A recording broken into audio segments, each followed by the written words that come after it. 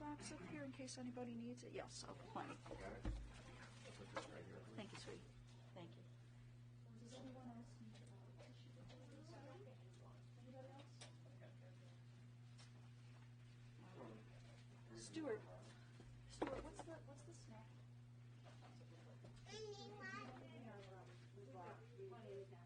We've dealt with that beforehand. He's got a good stash. Okay, but then he charges me. Okay.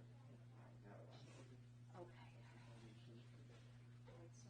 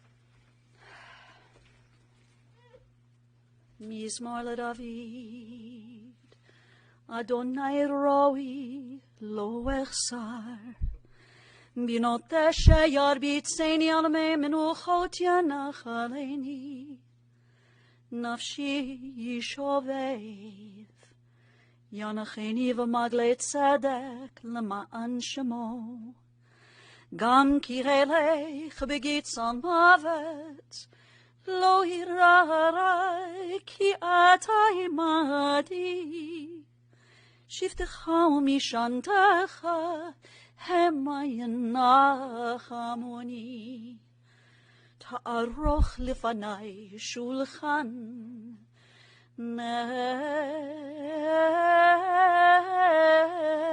neged tzurirai, Dishanta v'shemen roshi kosir vaya ach tov chesed yerdifuni kol yamei chayai v'shaviti beveit Adonai le'orech yamim. Friends, I've shared with you the words of our 23rd Psalm. In these most difficult times, when we are searching for some comfort, for some consolation, we often turn to the words of the psalmist. And so I invite you to join me as we recite these words together. The Lord is my shepherd, I shall not want. He maketh me to lie down in green pastures.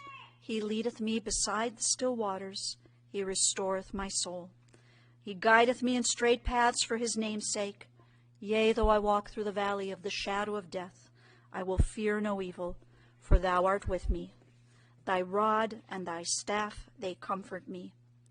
Thou preparest a table before me in the presence of mine enemies. Thou hast anointed my head with oil. My cup runneth over. Surely goodness and mercy shall follow me all the days of my life, and I shall dwell in the house of the Lord forever.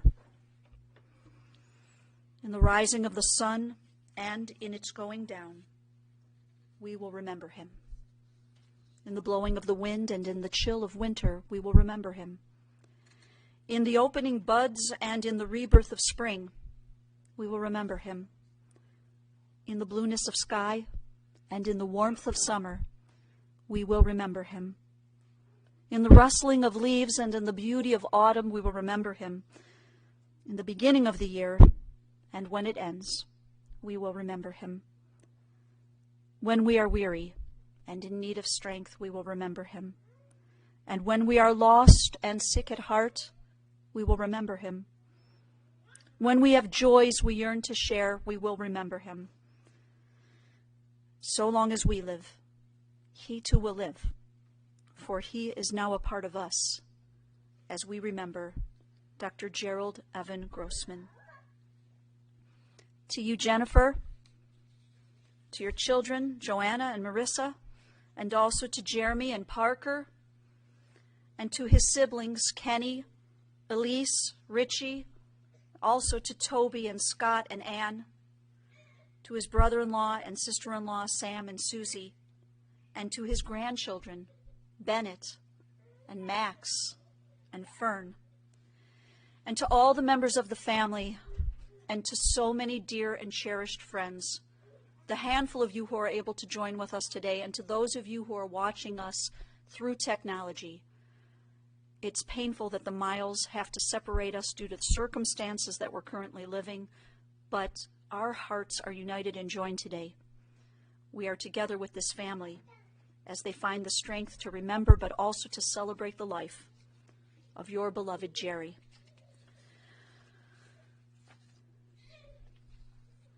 We're taught that birth is a beginning and death a destination, and life is a journey from childhood to maturity and from youth to age. And today we're here to talk about Jerry's journey, a journey that began in Brooklyn, New York. He was born on November 23rd, 1948, to Morris and Beatrice Grossman. The oldest of the four Grossman children, Jerry, along with his siblings, Kenny, Elise, and Richie, grew up in a warm and loving home. The four children were always close, and growing up, they lived next door to their maternal grandparents, as well as their aunt and cousins. And so Jerry and his brothers and his sister, they grew up knowing and understanding and feeling the importance of family. In his youth and teen years, Jerry loved playing baseball. He played on various Little League teams, and his athletic prowess led him to pitch for his high school team.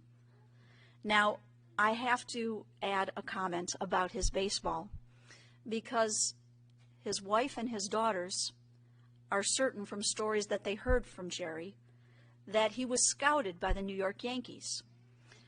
But his three siblings, who grew up with Jerry at that time, have absolutely no knowledge of this story. One day we will find the truth.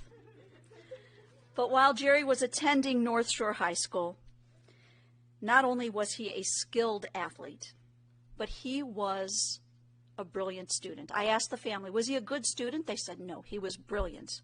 He was a brilliant student who was a gifted genius in the area of mathematics. And a talented musician, Jerry played the clarinet and the saxophone. And so with all that knowledge, the talent and ability, it's no surprise that following his high school graduation, he matriculated to Princeton University, where he majored initially in mathematics before changing his major to psychology. Friends, we know that these past 10 months have been difficult and challenging, and they have tested all of us in many, many ways. And today marks a heartbreaking loss.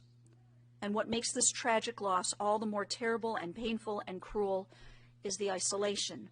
The fact that the family and so many of his friends and colleagues are not able to come together to mourn, this is very painful. Jerry's sister and brothers, who were also among his dearest friends, his most treasured friends, they are not able to join us in person today due to this virus. But I had the good fortune to speak with each of them individually on the phone yesterday, and they each shared the sweetest memories of their brother. Kenny, you described Jerry as a great big brother. You said he was a genius. And you, Kenny, not too shabby yourself. But when you were with your brother, people would always say to you, I'm not comparing you to your brother, but you knew what they meant. But your brother would never push that on you. He wouldn't hold that over you. He was extremely wise, not just smart. You described him as an ace clarinet player, and you told me a story about the time of his bar mitzvah reception. You even sent me through an email a picture. So imagine this, friends, if you haven't seen this picture. At Jerry's bar mitzvah reception, the Grossman family, a very musically talented family, they took over for the band. And there they were, Jerry on the clarinet, Kenny on the drums, Elise, who was still so young that she needed to stand on the chair in order to play the vibraphone, and their dad, who was also a professional musician, on the piano, and then their mom singing at the microphone. Richie was maybe just 3 years old. But what a sight, and what a sound, and what an incredible family memory. And Kenny, you shared that as you grew into your adult years, that your brother was always the best. And Elise, you and Jerry had a very special closeness, and the two of you could talk about anything. Sometimes you would spend hours talking into the night. And once he came home from college, and you said that the two of you talked until 5 in the morning. And while you were talking, your mom came downstairs, and she looked at the two of you and said, "Let's go to the beach." And so at 5 a.m., Elise and Jerry and their mom jumped into Jerry's MG sports car, which, by the way, every time you turned a corner, the one door would fly open. But with the top down, the three of you drove to the beach. Elise, you also said that your brother was the one who introduced you to some great music. You'd listen to all kinds of records in his room, including the band and the Grateful Dead. And you described your brother as a prankster. It seems that Kenny and Elise and a dear friend of theirs named Steve were deciding to have a little sleepover in their front yard one night. And there they were in sleeping bags, and their big brother Jerry snuck downstairs outside and hid behind a bush. And just as the three of them were about to fall asleep, Jerry jumped out of the bushes screaming, and they all ran down the street just in mass hysteria. He was laughing so hard. And as you became adults, Elise, you described a scene where when all the children, the adult children, were together, that you could sense that your two other brothers, Richie and Kenny and you, the three of you would kind of almost fight over who got to sit next to Jerry at a family dinner or gathering. Why? Because you said he was so great to be around. You said the three of you would hang on his every word, that he was witty and smart, and you loved being with him. It was pure joy. And in recent months, as your brother was ailing, there were the very frequent FaceTime calls. The two of you loved these moments. You'd sit and talk via FaceTime, chatting and revisiting so many beautiful childhood memories, and these moments were just wonderful. And Richie, as the baby of the family, you noted that Jerry was 10 years older than you. There was a big age difference between the two of you. So your earliest memories of your brother are a little different than Kenny and Elise's. But you do remember him playing his music, and you do remember his little sports car. You said that he would sometimes let you sit in the car while you pretended to be driving. As adults, you and your brother enjoyed exchanging many stories. He'd tell these stories that were fascinating, and he loved to talk about his daughters. You said he was so proud of his girls. But you also said he loved listening to your stories, your detective adventures. And Richie, you also shared with me that when your mom, Beatrice, was ailing in Florida, and you and your wife, Ann, were living down there with her, you said that Jerry would spend time on the phone with Ann every night. He would collaborate with her as she cared for your mom prior to her passing in 2002. And Ann felt that she could not have done it. She could not have properly cared for your mom, Beatrice, had it not been for Jerry on the phone with her every night. Richie also shared with me memories of the family sitting around their mom's table in Florida. And I guess at the local Denny's, they had this pie called Mother Butler pies. And you would just sit around for hours, eating pies, talking about wonderful childhood memories. You described your brother as somebody who was always willing to help out any member of the family, any friend, especially if they needed medical advice. And Richie, even with your friends, he helped a lot of them. He invested time in helping these people so that they could understand things better and live better lives. Now, after graduating from Princeton, Jerry spent a few years traveling.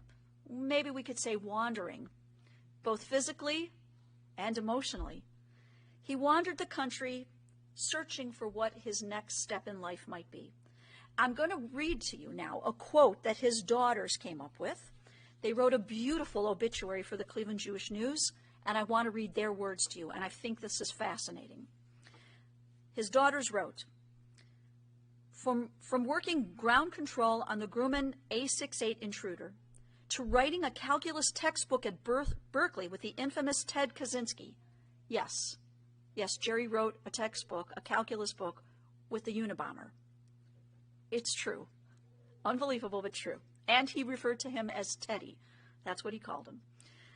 To writing this textbook, to hitchhiking across the United States. His stories seem so outrageous they couldn't possibly be true. He really lived every moment he was given. End quote. As Jerry's wandering and searching drew to a close, he made the important decision to become a physician. And so Jerry began his studies at SUNY Buffalo's School of Medicine. And I'm thinking that this was probably the best decision he ever made in his life. And here is why. On the first day of the medical school orientation, Jerry Grossman met Jennifer Kriegler. Jen, you saw him sitting over at a table. He was with his two roommates, and you walked over towards the table and sat down with them. And your first impressions of Jerry, he was handsome. Jerry was interested in you, as was each of his roommates. Jen, you little heartbreaker, you. But unbeknownst to you, Jerry and his roommates made a pact. They agreed that none of them would date you, that you'd all just be friends. And those first 6 months at SUNY, a wonderful friendship was cultivated. You and Jerry studied together. You did everything together. But finally, his true feelings could no longer remain true to the pact that he and his buddies had created. The friendship grew into a courtship, and love blossomed. And Jennifer, after 3.5 years of dating and then falling in love, somewhere between your 3rd and 4th year of medical school, you and Jerry were married. The wedding took place in Buffalo on June 22nd, 1975, with Rabbi Marty Goldberg officiating. In 1977, you and Jerry moved to Cleveland together as you both continued your medical pursuits. And those early years of your marriage, you both working 6 to 7 days a week, 10 to 12 hours a day, there wasn't really a lot of time for you to relax or even go out. But when you could find the time, you would try really hard to make Friday night your date night, a time when the two of you could go out for dinner or maybe even take in a movie. And when the opportunities arose to enjoy a little vacation, you and Jerry would enjoy going to the Caribbean and finding your happy place simply by relaxing on the beach. I believe it was in your 7th year of your marriage that the two of you were blessed as your daughter Joanna entered into your world. And just 21 months following Joanna's entrance, your blessings doubled as Marissa came into your lives, completing this very beautiful family portrait. Jennifer, your beloved Jerry was your beshert, and you were his. You were each other's beshert, the one who was meant to be. And once again, allow me, Jen, to refer back to the notice your two daughters wrote for the CJN. This quote is how Marissa and Joanna described the relationship they saw between their mom and their dad. The girls wrote, "He would do anything to make her happy, no matter the cost or convenience, and she was equally devoted to him, always ensuring his health, happiness, and safety every day of his life until his very last. They are soulmates. 48 years together wasn't long enough. Their marriage is a model for all of us." End quote. Jen, this is how your two children, this is how they view your marriage and your partnership. And so this is an incredible gift that you and Jerry gave to each other. And what an example that you and Jerry demonstrated to everyone who knew you. You know, Jen, in the Jewish wedding ceremony, I don't know if you remember this moment, but when you stood beneath the chuppah, the wedding canopy, and the rabbi or perhaps the cantor recited or chanted the 7 wedding blessings. We call those the Sheva Brachot. There's a moment where they refer to the bride and groom by 2 Hebrew words, Re'im Ahuvim, literally translated meaning loving partners. This is what the 2 of you were, loving partners. And Jennifer, you were Jerry's #1 priority. And the only thing equaling that, the only thing that came close, were your 2 daughters. The most important thing was being with his daughters, and whatever made them happy made him happy. Now, Jerry did not ride horses, but he was happy and eager to rise at 5 in the morning on the weekends to be with you and Joanna and Marissa for a horseback riding competition. The girls said that he was their biggest cheerleader.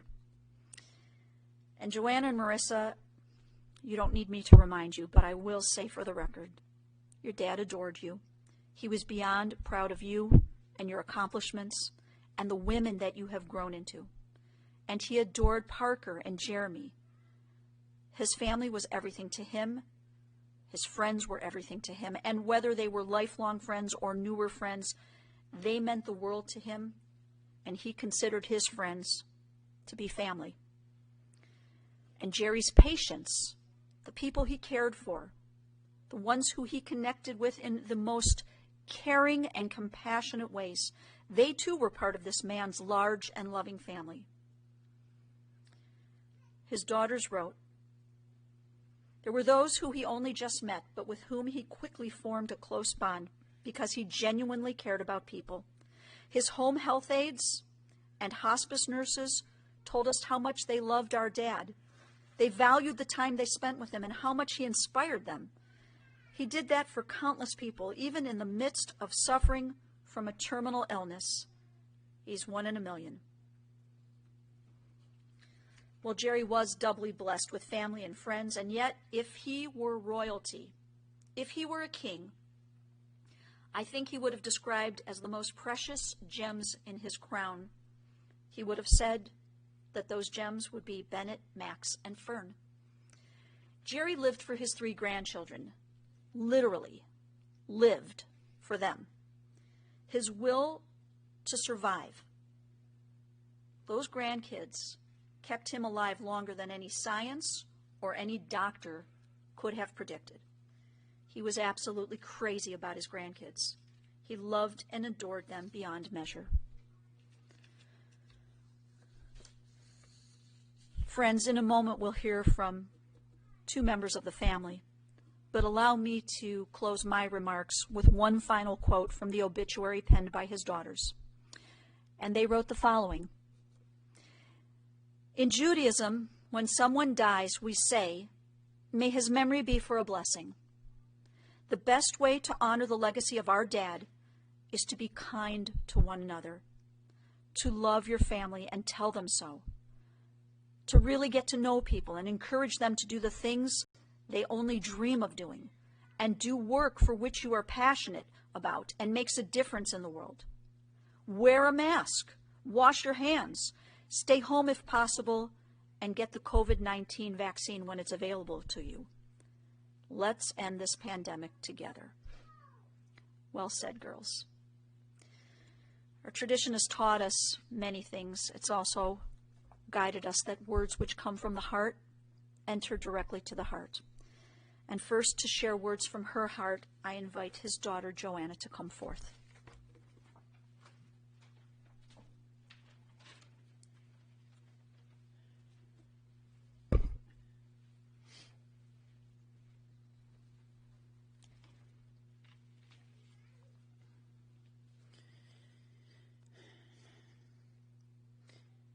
When my mom asked me if I wanted to speak at Dad's service, I immediately said yes. I know this is going to be one of the hardest things I have to do, to talk about my dad, who we all love beyond anything words can express. But my dad did so many incredibly difficult things, even seemingly impossible things, with poise and grace. This is the least I can do for him.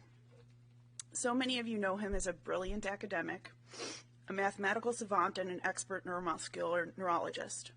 You know him as a compassionate doctor, a loyal friend, captivating storyteller, and a listening ear. I want to take a minute to talk about him in a way you don't know him, as a truly wonderful dad. Our dad was the rock of our family. He was the stabilizing, calm, patient force between three strong-willed, independent women, and he embraced that challenge. As a team, our parents cultivated unique relationships with each of us. They always told us with true amazement and pride, even as adults, that we got the very best parts of each of them, and I can only hope that's true. As young children, we had dance parties in the family room, sing-alongs in the car to Billy Joel and the Four Seasons, and weekends spent traveling to tiny towns across Ohio, Michigan, Pennsylvania, and Kentucky for horseback riding competitions. Though my dad could never ride, he was an enthusiastic cheerleader. He could accurately critique our rides, knew the rules, and always knew just the right thing to say when we were disappointed in our performance.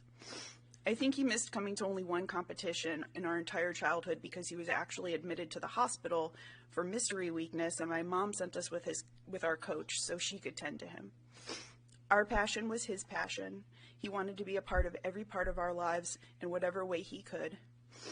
He loved nothing more than to see us happy. As teenagers, we each spent many late nights up with Dad talking about life things. I remember him saying to me one night, "When did this happen that I can talk to you about these things? I can't believe we're having this conversation. When did you grow up?" There were also many late nights helping me with homework, especially my math homework, because I did not have my sister's math intuition.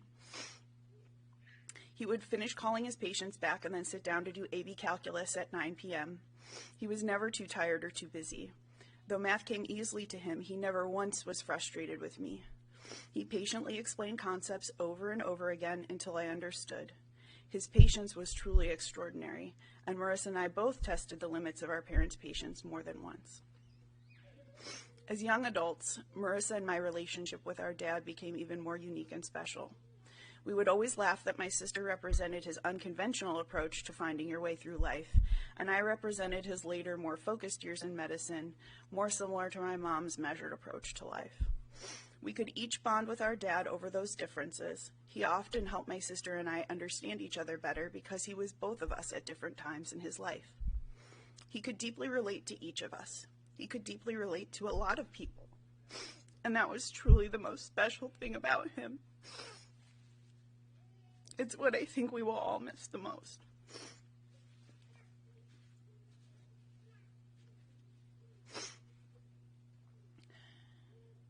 Now that Marissa and I both have our own children, we understand how difficult it is to be a good parent.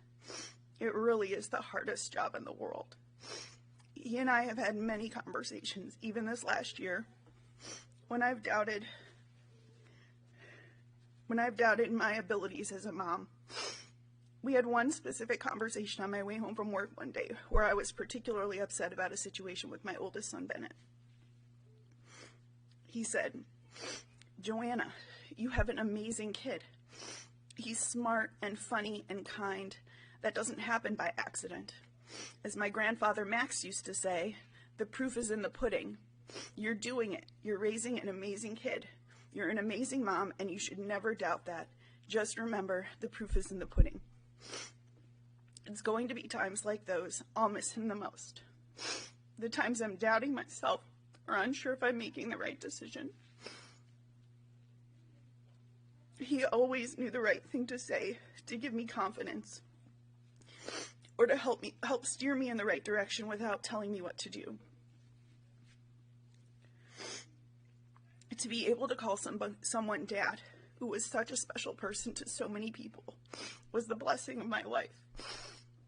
Even though I'll never hear him say again, "Your mom and I are so proud of you, sweetie," I will remember his advice to me As a dad, he was the best of the best, an amazing dad, an amazing pudding chef. We will carry on his legacy, and so will our children. The proof is in the pudding.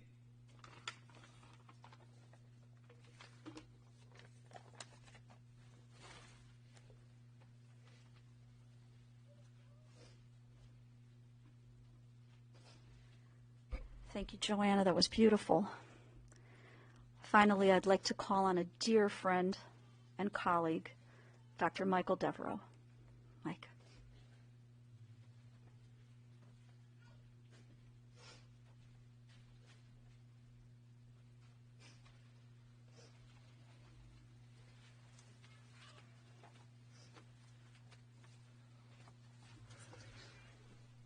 Good early afternoon. For those of you who are attending this ceremony virtually and may not know me, I'm Michael Devereaux, a longtime neurology colleague and friend of Dr. Gerald Grossman. I am truly honored to have the opportunity to share with all of you some thoughts and memories about Jerry. I thank Jerry's wife, Dr. Jennifer Krigler, a highly regarded neurologist in her own right, and their two very accomplished daughters, Dr. Joanna Grossman Newton, who you just heard from, and Dr. Melissa Krigler Grossman for this opportunity.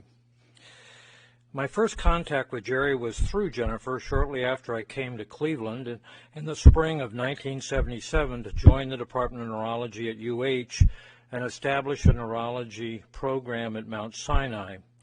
Jennifer happened to be a neurology resident on the inpatient service when I did my first weeks in as a teaching attending.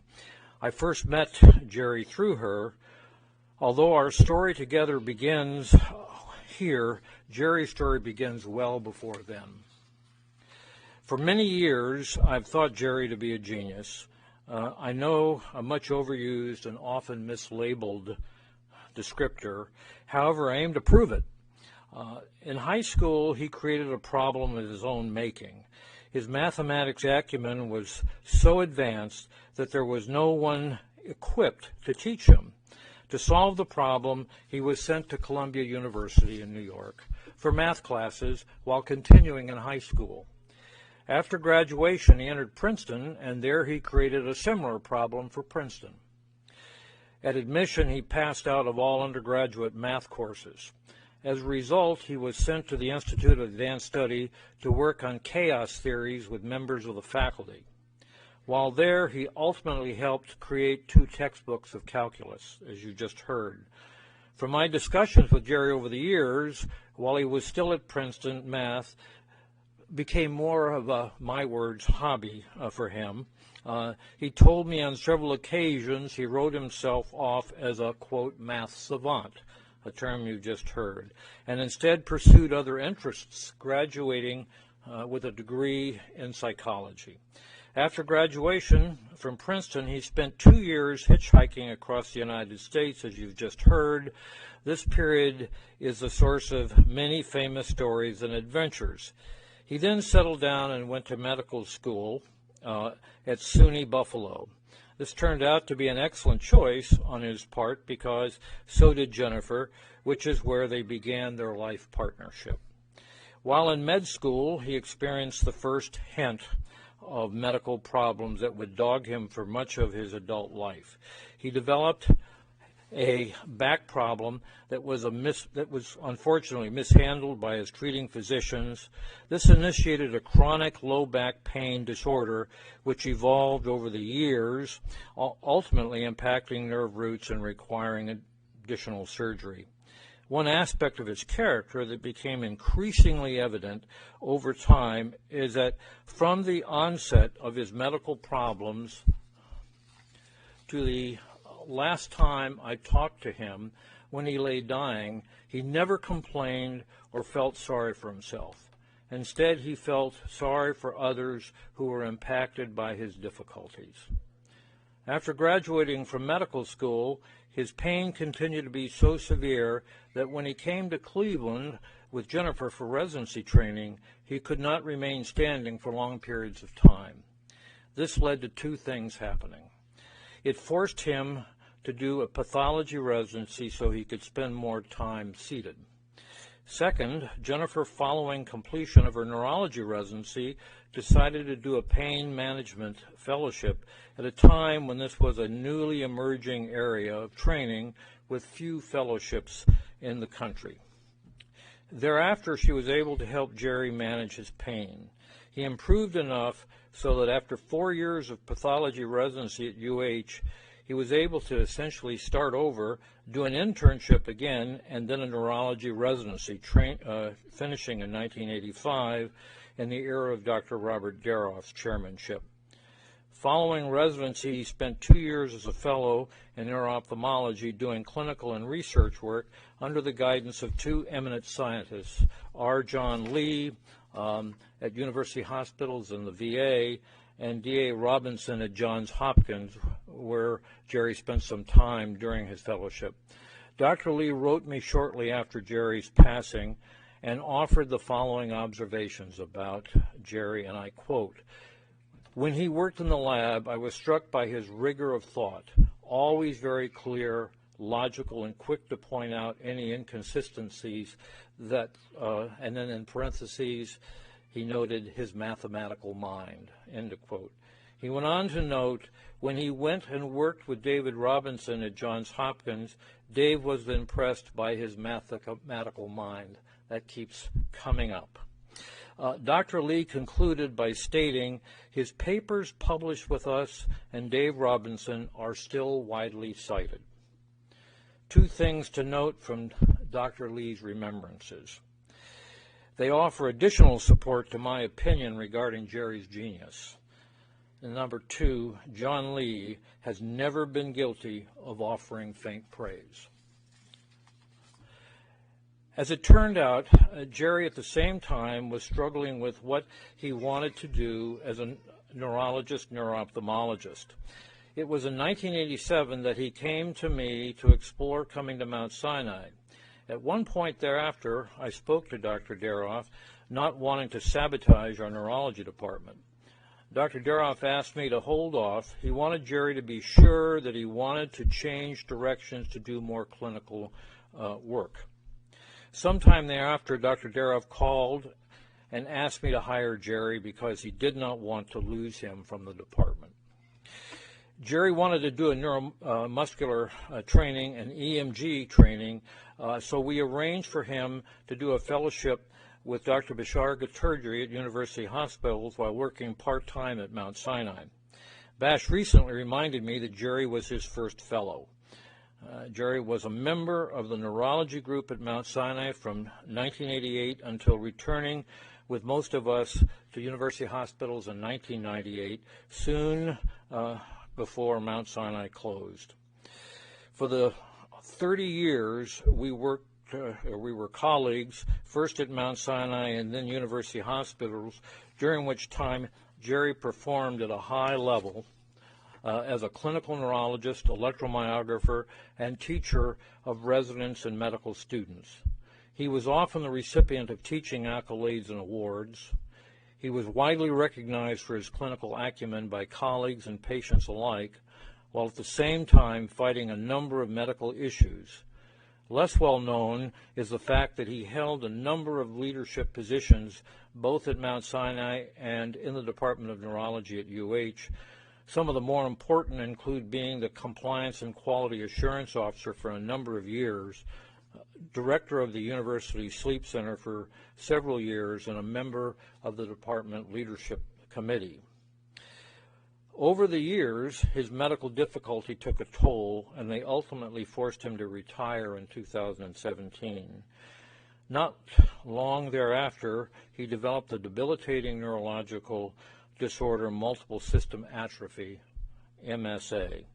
As yet another example of his matter-of-fact, non-complaining approach to his illnesses over the years, my colleague and also the Department of Neurology, Ted Westbrook, and I visited him one day in his home at a time when he was seriously impacted by the MSA.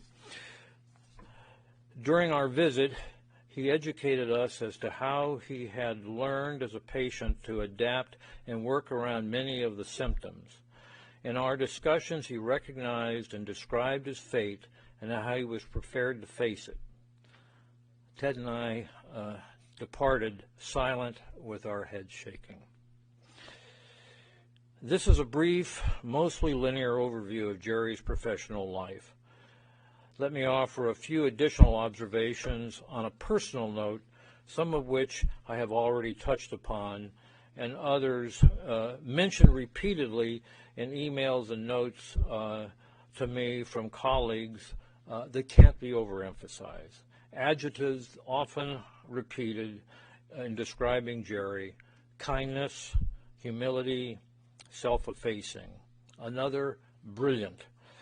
In the days before up-to-date Google and other search engines, he was a walking textbook of neurology, often providing immediate answers to clinical and related conditions. At the same time, in what I think is one of the most important attributes of a good physician, he knew what he knew and he knew what he didn't know. He did not embellish or make up facts and scenarios. He had strength of character. He was not afraid to speak up and say what needed to be said, even if unpopular. As a result, he gave wise counsel in his administrative positions within the department, but at the same time almost never raised his voice, even when upset. Instead, he would lay out his positions and opinions in an analytical manner for others to see and understand and usually appreciate. He had multiple interests. One kind of interesting and fun one, as an example, for about a year in the 1990s, he became interested in commodities trading in the market. This is where his math skills come up again. He devised mathematical models, which I've been told served him very well. Some of us who knew of his mathematical skills wanted to give him money to invest for us. He refused since he did not want to hurt anyone financially. Given his success, we would not have been hurt. On a personal note, in thinking of Jerry, I'm reminded of a statement coming from a funny place, I admit, made by the Canadian Indian actor Chief Dan George. It's from the movie, I've lost my place here, but it's from the movie by Clint Eastwood, The Outlaw Josie Wales. Some of you might have wished that I lost that page. His character, lamenting on the travail faced by American Indians, exclaimed, and I quote, "We endeavor to persevere." Jerry, given his own travails, did indeed persevere to a degree I don't think many of us could manage, including myself. In closing, I'm not Jewish. I spent 20 years at Mount Sinai, and there I learned many things about Jewish traditions and worship. In fact, about 30 years ago, I was given by a rabbi who made me an honorary Jew this yarmulke, which is green because he knew I was Irish. I learned in Judaism the importance of maintaining the memory of those who have died. These memories are woven into religious services and play a significant role in the concept of eternity. In that light, I offer all of you these memories of Dr. Gerald Grossman, what he was and what he stood for. He is now embedded in my own memory and has become a part of me. Just a few additional comments, something you've already heard about. Dr. Grossman's family has established the Gerald E. Grossman Memorial Fund to support MSA research through the Multiple System Atrophy, the MSA Coalition. His daughters, Dr. Joanna Grossman Newton and Dr. Marissa Krigler Grossman, wrote the following, and I quote, "Jerry cared most about ensuring that others never suffer the way that he did. So there is no better way to honor his legacy than to donate to this fund in his memory. Anybody, particularly within the department, that can't find the link, I've given it to Dr. David Preston. Please feel free to contact me. I understand it's also in the Jewish News, so it can be, I think, easily found. Thank you for your attention.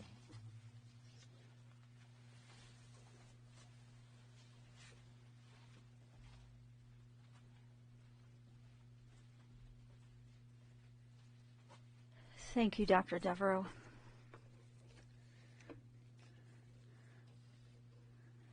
As you're able, I invite you to please rise as I share with you the words of the El Maleh Rachamim, the memorial prayer. El Maleh Rachamim, shochen bamromim, המשימנו נכונה תחת כנפי השכינה, במעלות קדושים וטהורים כזוהר הרקיע מזהירים. את נשמת יצחק בן משה ובאשה, שהלך לעולמו בגן עדן תהא מנוחתו. ענה ברחמים אסתירהו, בסתר כנפיך לעולמים, ותצרור בצרור החיים את נשמתו. אדוני הוא נחלתו, וינוח בשלום, על משכבו ונאמר, Amen. O merciful God, who dwells on high, who is full of compassion, grant perfect rest beneath the shelter of your divine presence among the holy and pure, who shine as the brightness of the firmament. To our dear departed, Dr. Gerald Evan Grossman, who is remembered by the Hebrew name Yitzchak ben Moshe Ubasha. To Jerry, who has gone now to his eternal home, may his soul be bound up in the bonds of eternal life, and grant that his memory inspire all of us to noble and consecrated living. And to this we say, Amen. Friends, our service will now continue at the Mount Olive Cemetery.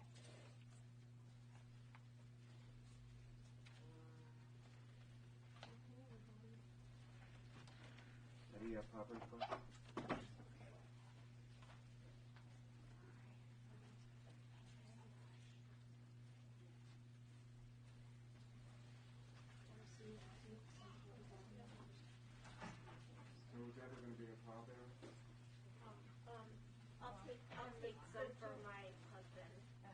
And my husband. And here, I'll get some for her husband too.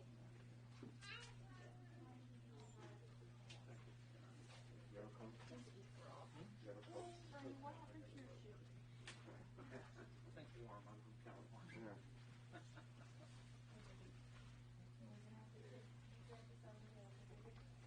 Oh, Papa, I love you.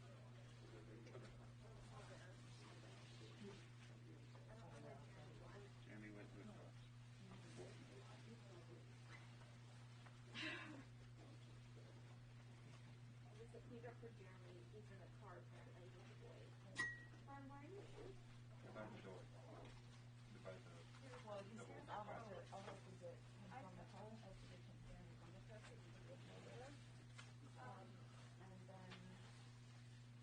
then I guess. Yeah, go get him. Yeah, we're gonna go to a different place outside, and it's gonna be just 15 minutes there, okay? And then we're with Mommy and Daddy, okay? You gotta get your shoes on, please. Yeah, let's get your shoes. Okay, hold on. Let's find them. I don't have the keys. Can I?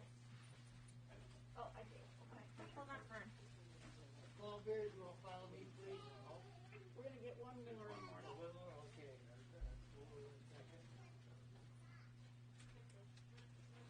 Our Papa Bears can follow me.